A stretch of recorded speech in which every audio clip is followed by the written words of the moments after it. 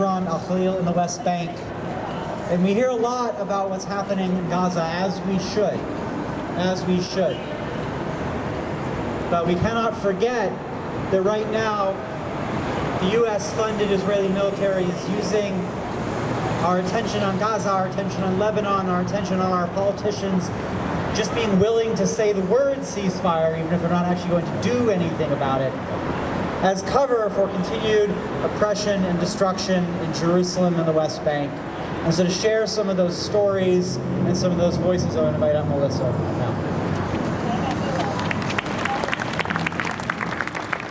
Thank you. I'm so grateful to be here at this gathering today, this fierce and beautiful interfaith group that's committed to end the occupation and committed to liberation for all people. As Jay said, I spent most of September in Palestine with my colleagues from Community Peacemaker Teams, CPT.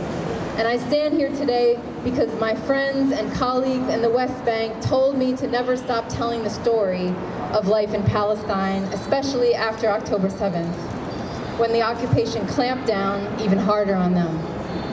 So I'll share with you some of their words tonight and their stories, but I'll first start by naming them and bringing them into this space. Some of my beloveds: Amira, Baha, Tartil, Shahad, Mona, Abdullah, Ahmed, and Dalia. Let me tell you that the situation in the West Bank is horrendous, and we don't hear enough about it. I've been to the West Bank numerous times since 2013, and it is so much worse now, even than the last time I was there a few years ago. Roads are closed, soldiers line the highways with machine guns pointed at traffic behind small concrete barriers that say, "Destroy Gaza."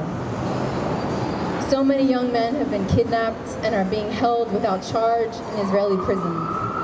The refugee camps in the north have had 70% of their infrastructure destroyed. There are no tourists in places like Bethlehem that depend on it, and most Palestinians have lost their work permits to cross over into Israel for work. The economic situation is horrible, and we don't hear about that. The West Bank is being taken over quickly in the past year in every way imaginable. I worked with my colleagues at CPT during the first weeks of school in Palestine, monitoring checkpoints during the morning and afternoon when kids are going to and from school. In Hebron, Al-Khalil, where CPT has had a presence for over 25 years, they've been there for 25 years because for over 25 years, Palestinian children have not been able to go to school freely since the heart of the city was taken over and placed under Israeli military control. In Hebron, children have to pass through checkpoints and get their backpacks searched. They have to walk past settlers who threaten them, throw rocks and trash at them, and now openly carry machine guns. I saw little kids, elementary school age, being forced to wait in 100-degree weather for more than 15 minutes because a soldier refused to open a checkpoint for them to pass through.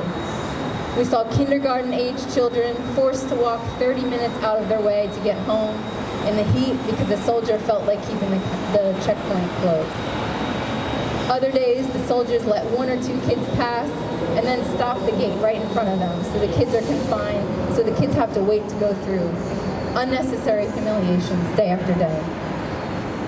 This is no way to live. I think we all agree this is why we're here today. My CPT friends ask, if the generation that came before us waited and hoped for a brighter future for themselves, and we are their grandchildren, until when must we wait? Which generation will witness a free Palestine? Until when must we wait? We here in the US may feel hopeless, tired, fed up, but we cannot quit now. Now is when we have to reach for each other, as we're doing here tonight. Make sure that each one has what they need and push together. On behalf of collective liberation for the sake of the world, the time is now for coalitions like this one to come together from all faiths and keep on pushing together for liberation. We fight for families like the Jabari family of Hebron, who has settlers living in the fields where they used to graze their sheep. and an Israeli military base put up to protect the settlers. The father of the family said, "I'm a rock. I'm not going anywhere. I will die on this land." And he also leaned over to me and said, "The bombs they are dropping on my people, they come from your country. You have to tell your leaders to stop sending them."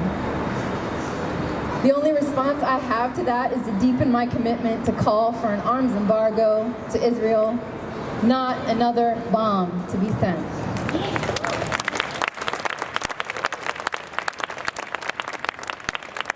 Until when must the Jabari family wait to live freely on their land? Until when, indeed?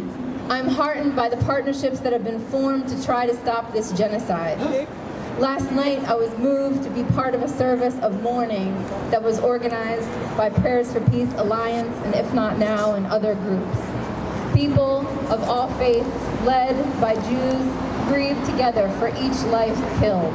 Palestinian, Lebanese, Syrian, Israeli, Yemeni. It is this movement of reaching out towards each other, across difference, towards liberation that keeps me going. I believe it's the millions of people that we've seen come together across the world in ways that some of us who have been fighting for Palestinian liberation forever and many for generations have never seen. This is what will convince the ruling parties to stand down and stop the bombs.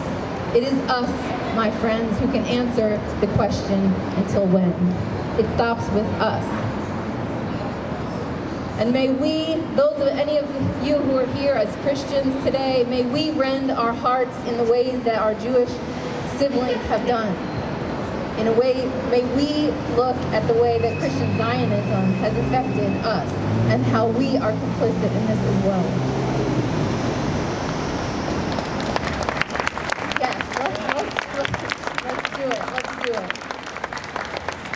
We must continue. As it is written, we are hard-pressed on every side, but not crushed. Perplexed, but not in despair. Persecuted, but not forsaken.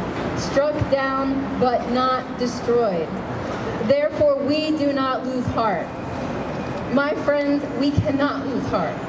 We must continue to rise up. Together, we must rise up as people of all faiths, calling on divine justice to bring liberation and peace through our actions. We must continue to link arms, to cross borders, raise children, to pray together, to care for each other, to stop business as usual until liberation is won.